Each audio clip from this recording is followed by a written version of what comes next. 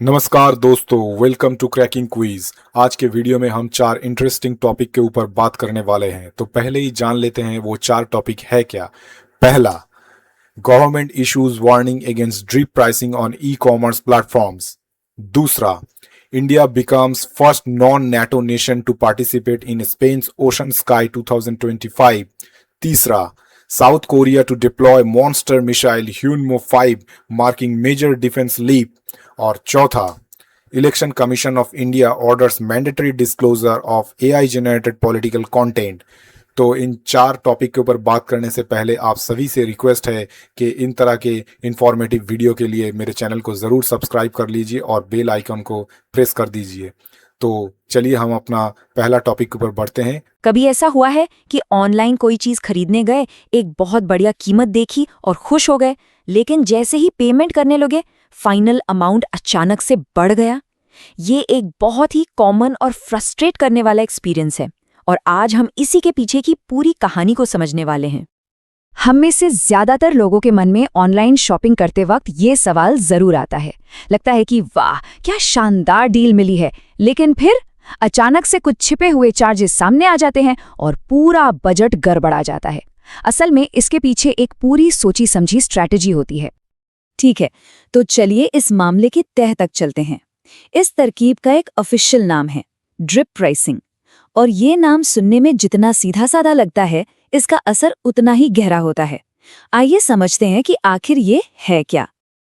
तो होता ये है कि कंपनियां जानबूझकर एक बहुत ही आकर्षक कम कीमत दिखाती हैं ताकि लोग खींचे चले आएं, और फिर जैसे ही कोई खरीदने का मन बना लेता है और चेकआउट प्रोसेस में आगे बढ़ता है तो धीरे धीरे बूंद बूंद करके एक्स्ट्रा चार्ज टपकने लगते हैं। ये एक तरह का साइकोलॉजिकल जाल है। तब तक कोई उस चीज को खोजने में इतना वक्त लगा चुका होता है कि बढ़े हुई कीमत पर भी सौदा पूरा कर ही लेता है। और सुनिए, ये सिर्फ कोई बिजनेस की चालाकी नहीं है। उपभोक्ता मामले विभाग ने इसे ऑफिशियली एक डार्क पैटर्न माना है। इसका मतलब साफ है, सरकार भी मानती है कि एक ऐसा डिजाइन है जो जानबूझकर कस्टमर्स को गुमराह करने के लिए बनाया गया है। तो मामला काफी सीरियस है। अब सवाल ये उठता है कि ये ड्रिप प्राइसिंग आखिर इस्तेमाल कहाँ-कहाँ होती है। इसका जवाब शायद थोड़ा चौंकाने वाला हो, क्योंकि ये लगभग हर डिजिटल प्लेटफॉर्म पर मौजूद है। चलिए अब देखते हैं कि ये काम कैसे करती है। सबसे कॉमन एग्जाम्पल्स में से एक है होटल बुकिंग। हमें अक्सर एक रात के लिए बहुत ही शानदार रेट्स दिखाए जाते हैं, लेकिन असली कहानी तो चेकआउट के टाइम सामने आती है। और फिर देखिए, अचानक से रिजॉर्ट फीस, क्लीनिंग सरचार्ज या फैसिलिटी फीस जैसे चार्ज सामने आ जाते हैं, और इनसे होटल में रुकने का टोटल खर्चा काफी बढ़ जाता है। जो डील इतनी अच्छी लग रही थी वो पल भर में महंगी हो जाती है। अगला बड़ा सेक्टर है एयरलाइन इंडस्ट्री। कमबेस फेयर का ऐड देखकर हवाई सफर बहुत सस्ता लगता है, लेकिन ये तो बस आधी तस्वीर है। यहाँ भी कहानी वही है, बैगेज की फीस, अपनी पसंद की सीट चुनने के पैसे और ऊपर से फ्यूल सरचार्ज। ये सब बुकिंग के आखिरी स्टेज में ही पता चलते हैं। तब तक तो यात्रा का पूरा प्लान बन चुका होता है और पीछे हटना मुश्किल लगता है। और हाँ, हमारे फेवरेट ई कॉमर्स प्लेटफॉर्म्स भी इससे बचे नहीं हैं। कपड़ों से लेकर इलेक्ट्रॉनिक्स तक हर जगह ये तरकीब यूज हो रही है। यहाँ पर शिपिंग, हैंडलिंग, पैकेजिंग या फिर कन्वीनियंस फीस के नाम पर एक्स्ट्रा पैसे लिए जाते हैं, और इन छोटे छोटे चार्जेस की वजह से कार्ट में रखी चीज का दाम पेमेंट स्क्रीन तक पहुंचते पहुंचते काफी बढ़ जाता है। और आखिर में इवेंट टिकट्स, चाहे कोई कॉन्सर्ट हो, स्पोर्ट्स मैच हो या कोई और इवेंट, टिकट की जो शुरुआती कीमत दिखती है वो अक्सर एक छलावा होती है। Service fees, convenience charges, processing fees, इन नामों की लिस्ट बहुत लंबी है। ये सारे चार्ज टिकट के असली दाम के ऊपर से जोड़े जाते हैं, जिससे फाइनल कीमत बहुत ज्यादा हो जाती है। तो अब जब हम इस पूरी समस्या को समझ गए हैं, तो सवाल ये है कि इससे लड़ा कैसे जाए। अच्छी खबर यह है कि एक जागरूक कस्टमर होने के नाते हमारे पास इससे निपटने के अधिकार और तरीके दोनों हैं। सरकार की सलाह एकदम सीधी और साफ है। पहला, हमेशा अलर्ट रहें, खासकर उन डील्स को लेकर जो इतनी अच्छी लगें कि यकीन ही ना हो। दूसरा, पेमेंट करने से पहले हमेशा फाइनल प्राइस का पूरा ब्रेकडाउन चेक करें। और तीसरा, अगर कोई भी गड़बड़ दिखे तो उसकी रिपोर्ट जरूर करें। और रिपोर्ट करना बहुत आसान है, बस ये नंबर याद रखिए, 1915। ये नेशनल कंज्यूमर हेल्पलाइन का नंबर है। किसी भी तरह की धोखे वाली कीमत या छिपे हुए शुल्क की शिकायत यहाँ की जा सकती है। ये सारी बातें इस समय और भी ज्यादा जरूरी हो जाती हैं क्योंकि फेस्टिव सीजन के दौरान ऑनलाइन शॉपिंग अपने पीक पर होती है। आंकड़े खुद इस बात की गवाही दे रहे हैं। इस दिवाली ई कॉमर्स में ऑर्डर वॉल्यूम में 24% और बेचे गए सामान की कुल कीमत में 23% का जबरदस्त उछाल देखा गया। इससे पता चलता है कि कितने बड़े पैमाने पर ऑनलाइन खरीदारी हो रही है और हमें कितना ज्यादा सावधान रहने की जरूरत है। और इसमें भी क्विक कॉमर्स प्लेटफॉर्म्स ने तो 120% की विस्फोटक ग्रोथ दर्ज की है, जिसे खास तौर पर जेन ज़ी के खरीदारों ने बढ़ावा दिया है। इसका सीधा मतलब है कि नई पीढ़ी के खरीदारों को इन तरकीबों से और भी ज्यादा सावधान रहना होगा। तो आखिर में ये सवाल हमारे सामने खड़ा होता है, जब कोई ऑनलाइन कुछ खरीदता है तो वो सिर्फ एक प्रोडक्ट नहीं बल्कि एक भरोसा भी खरीदता है, और शायद उस भरोसे की असली कीमत पूरी पारदर्शिता ही है। अगली बार ऑनलाइन शॉपिंग करते वक्त इस सवाल के बारे में जरूर सोचना चाहिए। अब चलिए बढ़ते हैं अगले टॉपिक की ओर। आज हम बात करने वाले हैं भारत की एक बहुत बड़ी कूटनीतिक जीत के बारे में जिसने दुनिया भर में सुर्खियां बटोरी हैं। ये कहानी है ओशन स्काई 2025 में भारत की पहली बार हुई भागीदारी की। अच्छा, सुनने में तो ये किसी भी आम सैन्य अभ्यास जैसा ही लगता है ना? हर साल न जाने कितने ही होते हैं, तो फिर इसमें ऐसे क्या खास है? लेकिन असल बात यह है कि ये सिर्फ एक अभ्यास नहीं है, बल्कि ये ग्लोबल पावर बैलेंस में एक बहुत बड़े बदलाव का संकेत है। चलिए जरा और गहराई में जाकर समझते हैं इसको। और ये पूरा बदलाव ना इस एक नंबर में छिपा है। एक मतलब पहली बार सोचिए, ओशन स्काई के पूरे इतिहास में पहली दफा किसी गैर नाटो देश को बुलावा भेजा गया, और वो देश कौन है? हमारा भारत। ये कोई मामूली बात नहीं है, बिल्कुल नहीं। तो सवाल उठता है कि ये ओशन स्काई अभ्यास आखिर है क्या चीज? देखिए, ये स्पेन का एक बहुत ही हाई लेवल, एक एलीट हवाई युद्ध अभ्यास है, जहां दुनिया की कुछ बेहतरीन वायुसेनाएं एक साथ आती हैं और अपने हुनर का प्रदर्शन करती हैं। तो इस बार मेजबानी की स्पेन ने, और इसमें भारत के साथ साथ जर्मनी, पुर्तगाल और ग्रीस जैसे बड़े यूरोपीय देश भी शामिल हुए। और ये सब हुआ कैनरी आइलैंड्स के कैंडो एयरबेस पर। और यहाँ पर हमारे भारतीय वायुसेना के Su-30 MKI जेट्स ने बहुत ही कॉम्प्लेक्स ट्रेनिंग में हिस्सा लिया। इसमें क्या क्या था? इसमें थे रक्षात्मक और आक्रामक हवाई हमले, मतलब DCA और OCA ऑपरेशंस, बीच हवा में ही फ्यूल भरना, और वो भी नाटो के स्टैंडर्ड्स के हिसाब से जॉइंट मिशन करना। इससे पता चलता है कि ये ट्रेनिंग कितनी एडवांस लेवल की थी। ठीक है, ट्रेनिंग तो बहुत जरूरी है, लेकिन ट्रेनिंग से हटकर अगर देखें तो इस ऐतिहासिक बुलावे का असली रणनीतिक मतलब क्या है? भारत के लिए इसके मायने क्या हैं? देखिए, भारत को इससे 4 बड़े स्ट्रैटेजिक फायदे हुए हैं। पहला, इससे हमारी डिफेंस डिप्लोमेसी को जबरदस्त मजबूती मिली। दूसरा, हमारे पायलट्स की स्किल्स और टैक्टिक्स और भी बेहतर हुई। तीसरा, देशों के साथ द्विपक्षीय संबंध और गहरे हुए। और चौथा, इसने पूरी दुनिया को एक साफ-साफ जियोपॉलिटिकल मैसेज दिया है। खास तौर पर मेजबान देश यानी स्पेन के साथ तो भारत के रिश्ते और भी मजबूत हुए हैं। ये अभ्यास एक तरह से दोनों देशों के बीच जो पहले से ही मजबूत रक्षा सहयोग है, उस पर एक पक्की मोहर लगाता है। और ये दोस्ती सिर्फ हवाई अभ्यास तक ही नहीं है, इसका एक जीता जागता उदाहरण है एयरबस C295 एयरक्राफ्ट प्रोजेक्ट। ये स्पेन के साथ एक बहुत बड़ी make in India defence deal है। ये दिखाता है कि दोनों देशों के बीच भरोसा कितना गहरा हो रहा है।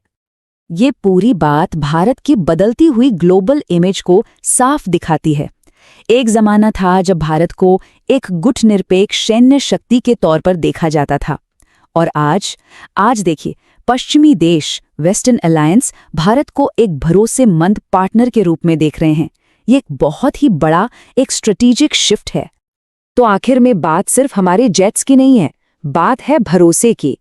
ये निमंत्रण इस बात का सबूत है कि पश्चिमी देश भारत की मिलिट्री प्रोफेशनलिज्म और उसकी विश्वसनीयता पर कितना भरोसा करने लगे हैं। और ये घटना एक बहुत बड़ा सवाल भी छोड़ जाती है। जैसे जैसे दुनिया भर में ये गठबंधन बदल रहे हैं, अलायंसेस शिफ्ट हो रहे हैं, तो अगला ऐतिहासिक निमंत्रण किसे मिलेगा, ये तो खैर आने वाला वक्त ही बताएगा। अब चलिए बढ़ते हैं अगले टॉपिक की ओर। हाल ही में दक्षिण कोरिया ने दुनिया के सामने एक ऐसा हथियार पेश किया है जिसने पूरी दुनिया के डिफेंस सर्कल्स में, आप कह सकते हैं, एक हलचल सी मचा दी है तो ये एक बैलिस्टिक मिसाइल, पर इसे एक बहुत ही खास और सच कहूं तो काफी डरावना नाम मिला है। तो चलिए देखते हैं कि आखिर ये है क्या। अब देखिए, इतना खतरनाक हथियार है तो कोई ना कोई नाम तो होगा ही, है ना? और मीडिया ने इसे जो निकनेम दिया है ना, वो इसकी ताकत और इसके साइज के बारे में सब कुछ कह देता है। जी हाँ, इसे कहा जा रहा है मॉन्स्टर मिसाइल। और सुनिए, ये नाम सिर्फ कहने के लिए नहीं है। जब आप इसका वजन सुनेंगे तो खुद ही कहेंगे कि हाँ, ये नाम तो बिल्कुल फिट बैठता है। पूरे 36 टन, मतलब इसी भारी भरकम वजन की वजह से ही तो इसे असली मॉन्स्टर कहा जा रहा है, और यही इसे इतना खतरनाक भी बनाता है। तो सबसे बड़ा सवाल तो यही है कि आखिर साउथ कोरिया को इतने बड़े, इतने पावरफुल हथियार की जरूरत पड़ी ही क्यों? और इसका जवाब छिपा है एक बहुत ही जरूरी स्ट्रेटेजिक कॉन्सेप्ट में, जिसे कहते हैं डिटरेंस, या हिंदी में कहें तो निवारण। मतलब निवारण या डेटरेंस एक ऐसी स्ट्रैटेजी होती है जिसमें आप अपने दुश्मन को हमला करने से रोकते हैं। कैसे? उसे ये डर दिखाकर कि अगर उसने हमला किया तो जवाब में जो हमला होगा उसके नतीजे बहुत ही भयानक होंगे। एक तरह से ये डर का माहौल बनाकर शांति कायम रखने का एक तरीका है। और देखिए, साउथ कोरिया इस मामले में बिल्कुल भी गोलमोल बात नहीं कर रहा है। उनके डिफेंस मिनिस्टर आन ग्यू बैक का ये बयान सुनिए। ये उनकी पूरी की पूरी स्ट्रैटेजी को साफ कर देता है। वो साफ कहते हैं कि उनका मकसद है कोरियन पेनिनसुला पर एक बैलेंस ऑफ टेरर, यानी आतंक का संतुलन बनाना, ताकि कोई भी दुश्मन हमला करने से पहले 100 बार सोचे। तो ये जो मॉन्स्टर मिसाइल है, जिसका असली नाम ह्यूनमू 5 है, ये साउथ कोरिया की एक बड़ी डिफेंस स्ट्रैटेजी का हिस्सा है। इसे कहते हैं 3 एक्सिस स्ट्रैटेजी। अब इसके 3 हिस्से हैं, बहुत सिंपल है। पहला, अगर जरूरत पड़ी तो हम पहले स्ट्राइक करेंगे। दूसरा, हमारी तरफ आ रही मिसाइलों को हवा में ही रोक देंगे। और तीसरा और सबसे जरूरी, जवाबी हमला करना। और ये जो ह्यूनमू 5 है ना, ये इसी तीसरे हिस्से को, मतलब जवाबी हमले की ताकत को कई गुना बढ़ा देती है। तो कुल मिलाकर देखें तो ये मिसाइल साउथ कोरिया के लिए 3 बहुत बड़े काम करती है। पहला, ये एक बहुत पावरफुल नॉन न्यूक्लियर हथियार है, मतलब परमाणु नहीं है, लेकिन डर पैदा करने के लिए काफी है। दूसरा, ये जमीन के अंदर बने मजबूत से मजबूत बंकरों को भी तबाह कर सकती है। और तीसरा, ये अमेरिका के न्यूक्लियर अम्ब्रेला पर उनकी निर्भरता कम करती है, मतलब उन्हें और ज्यादा आत्मनिर्भर बनाती है। अच्छा, तो हमने ये तो समझ लिया कि इसे क्यों बनाया गया, पर अब जरा इसके अंदर झांक कर देखते हैं। आखिर इस मॉन्स्टर की तकनीकी खासियतें क्या हैं? इसके असली पावर क्या है? वैसे इसे बनाने की कहानी भी काफी इंटरेस्टिंग है। काम तो 2010 में ही शुरू हो गया था, लेकिन उस वक्त अमेरिका की तरफ से कुछ पाबंदियां थीं, तो काम धीरे धीरे चल रहा था। फिर आया साल 2017। जैसे ही ये पाबंदियां हटी, इस प्रोजेक्ट में मानो पंख लग गए, और अब ये उम्मीद की जा रही है कि 2025 तक ये पूरी तरह से तैनात हो जाएगी, एक्शन के लिए रेडी। और इसकी जो कैपेबिलिटीज है ना, वो सच में चौंकाने वाली हैं। सोचिए, ये अपने साथ 8 टन तक का वॉरहेड, मतलब विस्फोटक, ले जा सकती है। इतने वजन से तो कोई भी बंकर नहीं बचेगा। रेंज की बात करें तो ये 5000 किलोमीटर तक मार कर सकती है, और इसमें सॉलिड फ्यूल का इस्तेमाल होता है। इसका मतलब इसे लॉन्च करने के लिए ज्यादा तैयारी की जरूरत नहीं, मतलब लगभग तुरंत फायर किया जा सकता है। और सबसे खतरनाक बात, ये रोड मोबाइल है, मतलब इसे ट्रकों पर रखकर कहीं भी ले जाया जा सकता है। दुश्मन अंदाजा भी नहीं लगा पाएगा कि अगला हमला कहां से होने वाला है। अब एक बात तो साफ है, जब इतना शक्तिशाली हथियार मैदान में उतरता है तो इसका असर सिर्फ एक देश तक नहीं रहता। इसका पूरे रीजन पर, पूरे इलाके पर क्या असर होगा, क्या चीजें बदलेंगी, चलिए इसी पर आगे बात करते हैं। ह्योनमू 5 की वजह से ना एक बहुत बड़ा कंफ्यूजन खड़ा हो गया है। देखिए, कागज पर तो ये एक कन्वेंशनल यानी पारंपरिक हथियार है, क्योंकि इसमें न्यूक्लियर वॉरहेड नहीं है, लेकिन इसकी ताकत इतनी ज्यादा है कि इसका असर किसी स्ट्रेटेजिक यानी कि परमाणु हथियार जैसा ही हो सकता है।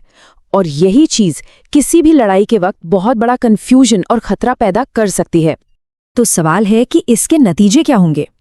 बहुत से एक्सपर्ट्स को ये डर है कि इससे पूरे रीजन में हथियारों की एक नई रेस शुरू हो सकती है। नॉर्थ कोरिया को देखिए, हो सकता है वो इसके जवाब में और भी ज्यादा मिसाइल टेस्ट करना शुरू कर दे।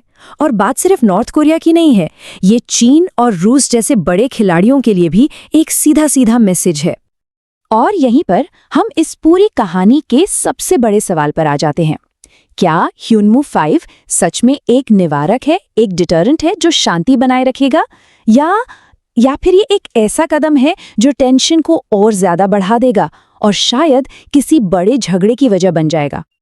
और आखिर में एक सवाल जो सोचने पर मजबूर करता है, जब कोई एक देश ऐसा मॉन्स्टर तैयार करता है तो बाकी देशों को उसकी नकल करने में भला कितना ही वक्त लगेगा? ये एक ऐसा सवाल है जो हमें आने वाले कल की अनिश्चितताओं के बारे में सोचने के लिए छोड़ जाता है। अब चलिए बढ़ते हैं अगले टॉपिक की ओर। क्या एक नकली एआई से बना वीडियो किसी चुनाव का नतीजा पलट सकता है? शायद हाँ, और भारत सरकार को भी ऐसा ही लगता है। इसीलिए एआई से बने पॉलिटिकल कंटेंट पर अब तक के सबसे कड़े नियम लाए गए हैं। आज हम इसी पर बात करेंगे। ये नियम हैं क्या, और क्या ये वाकई हमारे लोकतंत्र को बचा पाएंगे? जरा सोचिए, इलेक्शन से ठीक एक रात पहले आपके किसी पसंदीदा नेता का एक, कह सकते हैं, चौंकाने वाला वीडियो सामने आ जाए। पर क्या हो अगर वो वीडियो असली हो ही ना? असल में यही तो वो सबसे बड़ी प्रॉब्लम है जो एआई से बनने वाला कंटेंट खड़ा कर रहा है, और इसी से निपटने की अब कोशिश हो रही है। और देखिए, ये कोई हल्की फुल्की चिंता नहीं है। खुद भारत के चुनाव आयोग ने एआई के गलत इस्तेमाल को चुनावों के लिए एक गहरा खतरा बताया है। ये बयान अपने आप में बताता है कि मामला कितना सीरियस है। तो सबसे पहले ये समझते हैं कि आखिर ये डीपफेक का खतरा है क्या, जिसकी वजह से ये सारे नियम कानून बनाने की जरूरत आन पड़ी। डीपफेक मतलब एआई की मदद से बनाया गया ऐसा नकली वीडियो या ऑडियो जो इतना असली लगे कि पहली नजर में कोई पकड़ ही ना पाए। 2024 के चुनावों में इसका इस्तेमाल काफी बढ़ता हुआ दिखा, जिससे ये डर पैदा हो गया कि कोई भी इसका गलत इस्तेमाल करके लोगों को गुमराह कर सकता है और चुनाव के नतीजों पर असर डाल सकता है। तो इस बढ़ते हुए खतरे को देखकर भारत का चुनाव आयोग एक्शन में आया। चलिए अब बात करते हैं कि समस्या के समाधान के तौर पर क्या कदम उठाए गए हैं। तो हुआ ये कि 16 जनवरी 2025 को चुनाव आयोग ने एक बहुत ही अहम फैसला लिया। उन्होंने एक निर्देश जारी किया जो कहता है कि अब से अभियानों में एआई का इस्तेमाल कंट्रोल तरीके से होगा, और ये नियम आने वाले सभी चुनावों पर लागू होंगे, चाहे वो देश के हों या किसी राज्य के। अब सवाल ये कि इन नियमों को मानना किसके लिए जरूरी है, तो इसका जवाब है लगभग हर किसी के लिए जो चुनाव प्रचार से जुड़ा है। इसमें सारी राजनीतिक पार्टियां, उनके उम्मीदवार, यहां तक कि पार्टी के बड़े बड़े नेता और स्टार प्रचारक भी शामिल हैं। मतलब किसी को कोई छूट नहीं है। ठीक है, तो अब जरा इन नियमों की गहराई में चलते हैं और समझते हैं कि ये काम कैसे करेंगे। मतलब राजनीतिक पार्टियों को असल में करना क्या होगा। नियम एकदम साफ है। अगर कोई भी पार्टी एआई से कोई भी कंटेंट बनाती है, चाहे वो वीडियो हो, ऑडियो हो या फोटो, तो उस पर साफ साफ एक लेबल लगाना होगा, जैसे एआई जनरेटेड या सिंथेटिक कंटेंट। ये बताना जरूरी होगा कि ये असली नहीं है। और हाँ, ये कोई छोटा मोटा लेबल नहीं होगा जिसे कोई देख ही ना पाए। नहीं, नियम साफ कहता है कि विजुअल कंटेंट मतलब इमेज या वीडियो पर ये लेबल स्क्रीन का कम से कम 10% हिस्सा घेरेगा। इसका सीधा मतलब है कि इसे नजरअंदाज करना नामुमकिन सा हो जाएगा। और बात सिर्फ लेबल लगाने पर खत्म नहीं होती। मान लीजिए किसी पार्टी के ऑफिशियल सोशल मीडिया पर कोई गुमराह करने वाला एआई कंटेंट पोस्ट हो जाता है, तो उसे हटाने के लिए सिर्फ और सिर्फ 3 घंटे का समय मिलेगा। मतलब एक्शन एकदम तेज लेना होगा। तो कुल मिलाकर पार्टियों के लिए 3 मुख्य जिम्मेदारियां तय की गई हैं। पहली, अपने एआई कंटेंट पर लेबल लगाओ। दूसरी, उस कंटेंट को कैसे और क्यों बनाया इसका पूरा रिकॉर्ड रखो। और तीसरी, अगर कोई गड़बड़ हो जाए तो फौरन उसे हटाओ। चलिए अब इस पूरे मामले की अहमियत को समझते हैं। आखिर इन नियमों का मकसद क्या है और ये इतने जरूरी क्यों हैं? देखिए, इन नियमों के पीछे 4 बड़े लक्ष्य हैं। पहला और सबसे जरूरी, डीप फेक और झूठी खबरों को फैलने से रोकना। दूसरा, वोटर्स के सामने पूरी पारदर्शिता रखना। तीसरा, ये पक्का करना कि कोई भी पार्टी टेक्नोलॉजी का गलत फायदा उठाकर दूसरों से आगे ना निकल जाए। और चौथा, भारत भी उन देशों की कतार में खड़ा हो जो इस टेक्नोलॉजी को रेगुलेट कर रहे हैं। और इन सब का निचोड़ एक ही है। जब लोग कोई वीडियो या ऑडियो देखें तो उन्हें पता होना चाहिए कि ये असली है या एआई से बनाया गया है, क्योंकि तभी वो एक सही और सोचा समझा फैसला ले पाएंगे। इस पूरे नियम की आत्मा असल में पारदर्शिता ही है। और ये भी एक बड़ी बात है। भारत का ये कदम सिर्फ हमारे देश के लिए नहीं बल्कि पूरी दुनिया के लोकतंत्रों के लिए एक उदाहरण बन सकता है। ये दिखाता है कि टेक्नोलॉजी की चुनौतियों से कैसे निपटा जा सकता है। अच्छा, ये नियम एक बहुत अच्छी शुरुआत तो है, लेकिन इसका मतलब ये नहीं कि सारी मुश्किलें खत्म हो गईं। आगे का रास्ता अब भी चुनौतियों से भरा है और कई सवाल अब भी अपनी जगह कायम है। यहाँ एक बड़ा पेंच है। नियम तो ये कहता है कि पार्टियां खुद बताएंगी कि उनका कौन सा कंटेंट एआई से बना है, पर उन लोगों का क्या जो चुपके से बिना लेबल लगाए डीप फेक फैलाएंगे? ऐसे कंटेंट को पकड़ना आज भी टेक्नोलॉजी के लिए एक बहुत बड़ी चुनौती है। और भी कुछ दिक्कतें हैं, जैसे कुछ चीजें साफ नहीं हैं। ये जो कहा गया है कि महत्वपूर्ण रूप से बदला हुआ कंटेंट, आखिर इसका मतलब क्या है? किसे मानेंगे बदला हुआ और किसे नहीं? और सबसे बड़ा सवाल, अगर कोई इन नियमों को नहीं मानता तो क्या होगा? सजा क्या होगी? इन सवालों के जवाब मिलने अभी बाकी हैं। और आखिर में ये एक बड़ा सवाल हमारे सामने खड़ा है। भारत ने एक बहुत जरूरी कदम उठाया है, इसमें कोई शक नहीं, लेकिन क्या डिजिटल धोखे के खिलाफ इस जंग को जीतने के लिए सिर्फ लेबल लगा देना ही काफी होगा? ये एक ऐसा सवाल है जिसका जवाब हमें आने वाला वक्त ही देगा। Friends, if you like this video, then for more knowledgeable quiz videos like this, please subscribe my channel and don't forget to hit the bell icon to get notified to all of my new videos. Thank you for watching.